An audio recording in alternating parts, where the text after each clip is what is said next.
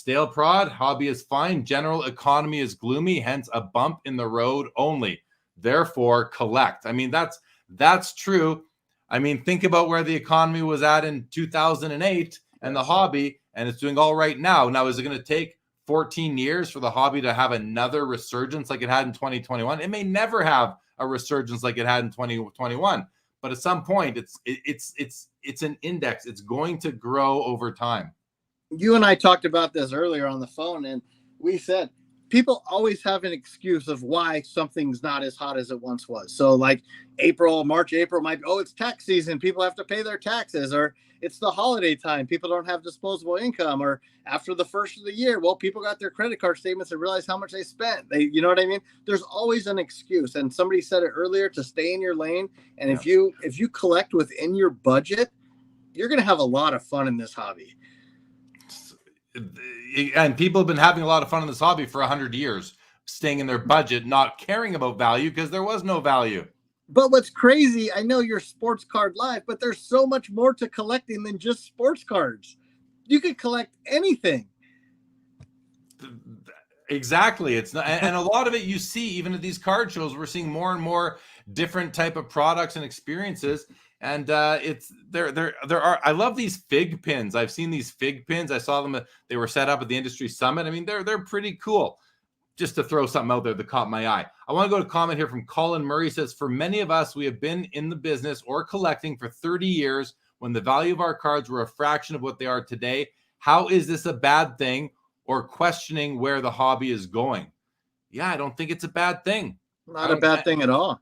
And it really takes, there's such a different narrative that is spun, or a different outlook from people who have been in the hobby for 30 years versus people who came in the pandemic. It's a complete different experience.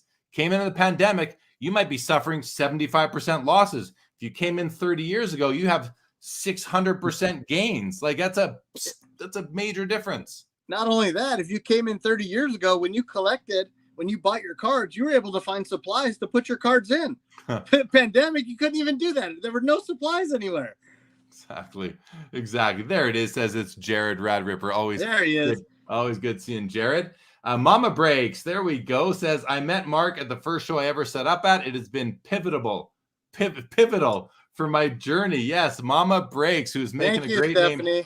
She's making a great name, doing great things with her kids' scavenger hunts. She did it at Burbank. I saw them preparing for it at Del Mar on the Sunday morning. I had to leave early, but doing great things. And it's nice to have, and first of all, nice to have women in the hobby. Nice to have the women group. There's women in the hobby. There's women of the hobby. These are some networking groups that are out there, and they're staking their claim. They're saying, hey, the hobby is for us too. You're not gonna push us out because we're women. We like these too. And guys like us are like, hey, the more the merrier. Come on in. We know how great it is. Why do you have to be male to love this stuff?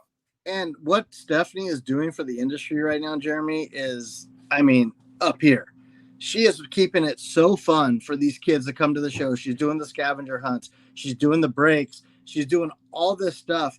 And it's aiming towards the next generation who are going to be the ones who carry this hobby where it's going to be. And like the hobby needs 500 more mama breaks in there. And I wish there was more than one of her, like, who does it just like her. There's so many other women in the hobby, but what Mama Breaks does, like I said, Jeremy, she takes it to the next level, and she's really, really doing a good job. Yeah, I mean, from what I see, I agree. You know, you're saying that you wish there were more Mama Breaks. Maybe that's a business suggestion to her is franchise, build a team, train people to be more like you if you want.